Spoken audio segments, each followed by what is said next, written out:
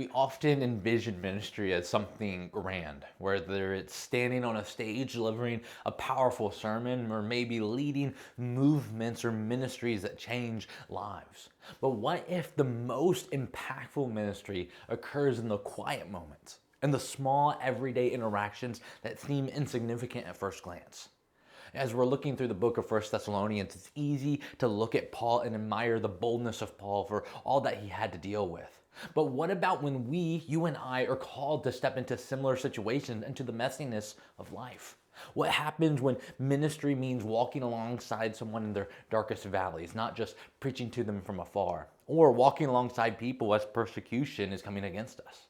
True ministry, it's relational. It's not just about proclaiming the gospel, it's about sharing our very lives with others.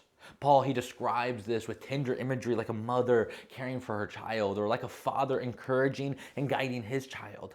This isn't a distant, detached ministry. It's a deeply personal, filled with genuine love and investment ministry. It's about being present, showing up in the lives of others, even when it's inconvenient, uncomfortable, or costly. Consider the people God has placed in your life, your family, your friends, coworkers, neighbors, whoever it may be, even those you encounter briefly at Starbucks or Kroger. Every interaction is an opportunity for ministry. It's a chance to reflect the love of Christ in a real and tangible way. Our faith is most powerfully lived out not in grand proclamations, but in the quiet, consistent acts of love, kindness, and support, just like a family. The gospel's impact is greatest when it's lived out within the context of real relationships. And we want to be a relationally invested church, creating environments for you all to engage and know each other well. And so your engagement question and homework for this week, if you will, who in your life could use a little extra love and attention this week?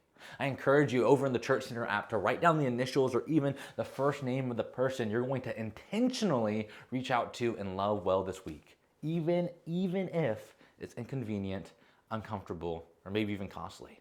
Even if you don't share anything in Church Center with us, I hope the challenge is there to love well and intentional this week, because ministry is relationships. And sometimes it's going above and beyond, being intentional, having this challenge, reaching out and seeing what God does with small acts of love and kindness that can change someone's day and maybe even their eternity.